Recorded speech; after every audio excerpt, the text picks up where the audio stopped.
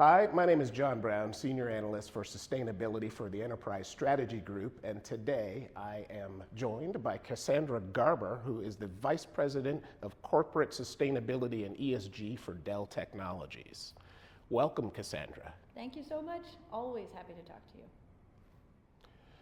So, Cassandra, what would you say has been the most, or like the single most important thing that Dell has delivered so far toward sustainability?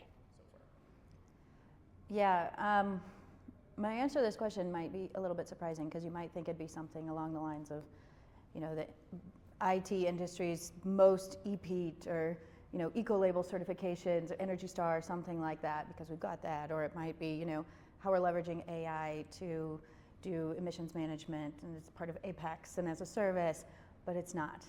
What I would say the most impactful thing that we have done is a lot less sexy, but really, really important. It's our operating model.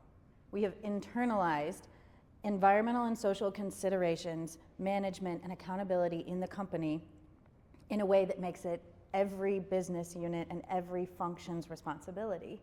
That's how you get scale. That's how you don't just have critically important, but you don't just have environmental considerations and innovation happening from a product standpoint. You have it over in services. You have it in your supply chain. You have it in finance. You have it in HR. So it's that scale that you get when you make it part of everything you do as a company. And it sounds like such corporate speak. I know to talk about integration, but it's true. There's systemic issues that need systemic solutions.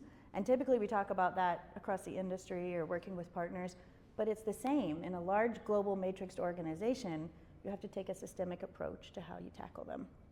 So it's just really, really powerful what we've been able to do by just operationalizing it in the company, putting it in our company's success measures. So ESG performance sits there right next to financial performance as one of the ways in which we manage and hold our teams accountable to success.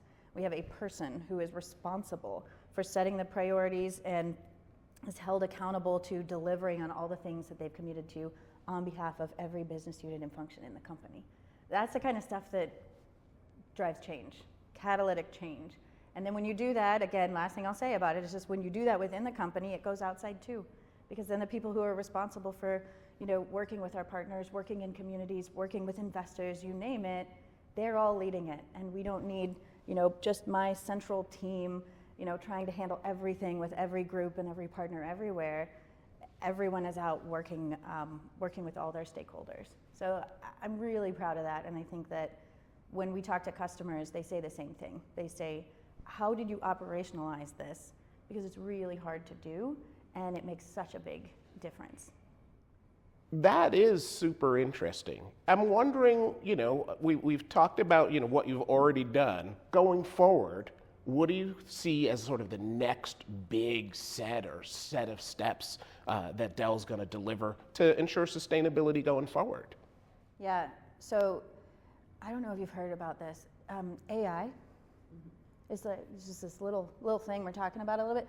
That is the next big thing for sustainability, the same way it's the next big thing for technology, the same way it's the next big thing, quite frankly, for society. It is the next big thing. What's interesting is that it's not changing our sustainability strategy in any way, shape, or form. AI is not creating any new environmental or social risks or opportunities. It's accelerating them. So when we talk about the risks associated with AI, we're talking about things like climate action or climate change and those kinds of things. The large language models will require so much energy consumption. Of course, that's going to have a negative impact. But the opportunities associated with AI to manage your emissions and to do so many things. Like it's another one of those spaces where we haven't even unlocked the ways in which AI can and will help us address climate change. And we've got some offerings at Dell, but there's so much more to come in that. Similarly, circularity is another big focus for us. The risks associated with AI are everybody's going to want the new and cool AI stuff, AI PCs, AI servers, you name it, AI anything. Anything AI-ified is what everybody's going to want to have. E-waste, not a new issue, going to be exacerbated. This is why circularity is more important than ever. So the things that we've been doing from sustainable materials and recyclability and repairability and modularity of all of our products, and take back, of course. Right now, take back is really, really important as everybody's refreshing and going through this transition. So circularity as well.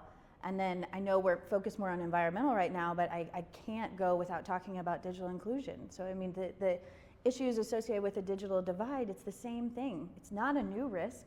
It's the same communities who have not had access to technology will continue to not have access to AI, safe use of AI, the skills to use AI, the communities, the safe places to go and use it and understand it will still not be there unless we maintain our focus and our work and our collective approach to how we address digital inclusion in a digital society.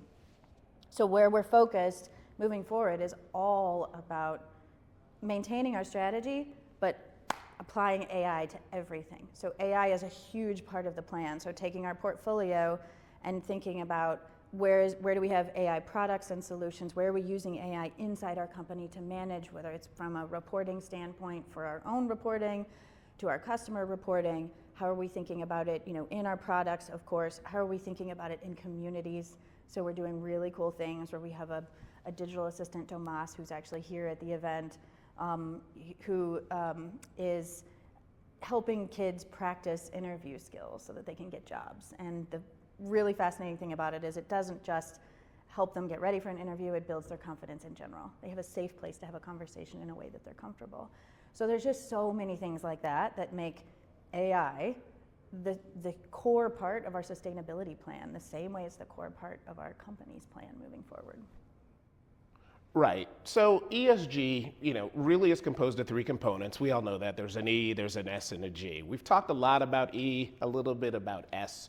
Holistically, how is Dell addressing the social aspects when it comes to computing and the things outside of the environment? So it's hard to figure out what counts as the social side of things. I mean, the way I always think about it is all the environmental work we're doing, quite frankly, is for social purposes. We are trying to protect our environment so humanity can survive. But I know where you're going, and so when we try to kind of draw some lines about the social impacts, of course, human rights remains a top priority. It can and should always remain a top priority, and things like pay equity and all of those kinds of elements of work. Inclusive workforce, of course, remains a top priority for us, and we have targets in a number of these areas as well. But again, for us, what is particularly important and material to our business right now, it has been for a while, is democratizing technology. We were founded on the concept of democratizing technology. That's a social issue. Bringing access to technology, the safe skills to use technology, and the way we frame it, also the community networks, because one of the obstacles that we found is that if you don't have a community or a place where it comes together, that's a barrier. So even when we work with tribal communities and things like that, it's fascinating to see what happens when, like one of our programs, Girls Who Game, when you bring to a school that traditionally has had very limited access to the internet, much less devices and tools, when you bring Minecraft to these schools and you say, create a community that really embraces your culture and the communities that they create and the power that it brings and the empowerment that it brings to see a world that they're comfortable and confident in. This is tech for good. This is tech for humanity. This is tech for social purposes. And that's just using Minecraft. That's just using a program where we're coming in, bringing Dell technology and working with our partners on giving them a way to do something. Now enter AI again. And this is where, the power of digital assistants, they look like a cool thing. We're all like, oh, how can we use it for customer service, or how can we use it for, getting easier access to information or something like that.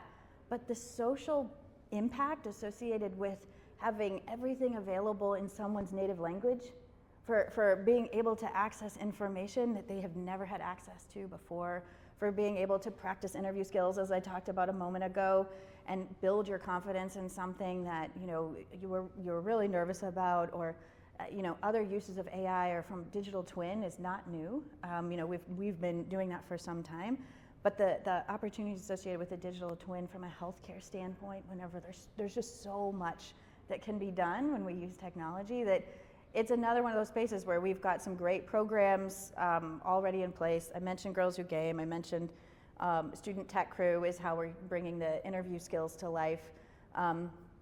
Working with our partners, we had some, we call them Innovators of the Future. We had them here at Dell Tech World, and so we had kids from multiple countries across the globe, but also from here in the United States, up on stage, and they are kids who are in our Student Tech Crew program, who are the tech team at their school, and they're learning circularity. So they're not only the ones who are starting to use this digital assistant to practice interview skills, some of them being hired by our partners and our customers because of the skills that they have, but they're also thinking about circular economy. They're learning how to repair laptops in their school or devices that they have in their school. So, I mean, the opportunities are tremendous and endless, and we're really focused on the vast majority of our philanthropic work is focused on addressing the digital divide and digital inclusion, because it's who we are, it's what we were founded on, and frankly, AI, again, is going to exacerbate the issue if we don't really, really stay on top of it in a strategic way. One last thing.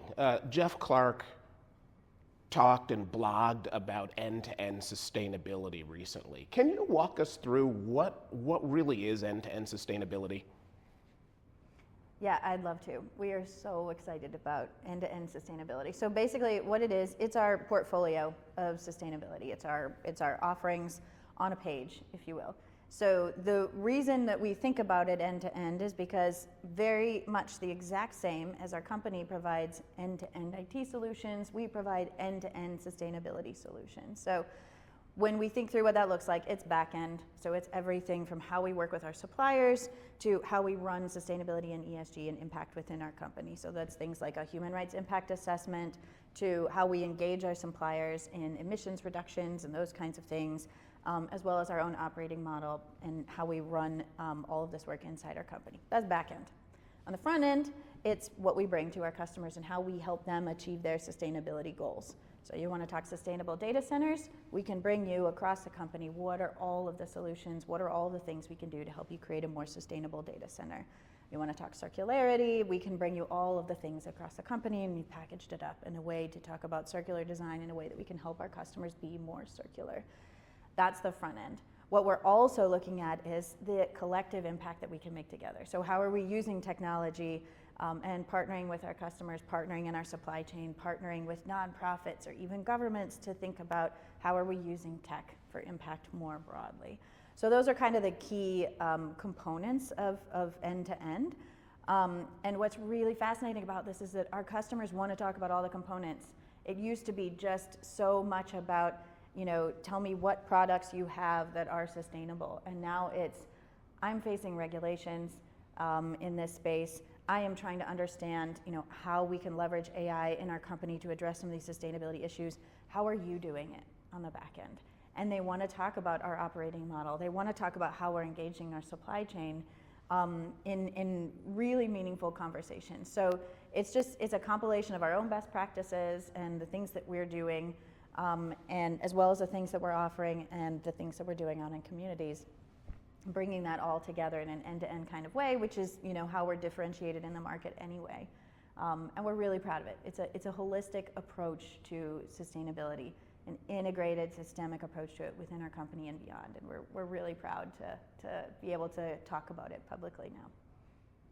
Cassandra, it's been fantastic talking to you today. The information you shared, really insightful, giving us a really good idea of how Dell is addressing sustainability. So we're very excited about what we've seen here. Thank you so much for joining me today. Thank you so much for having me. AI for human progress, that's what we're focused on.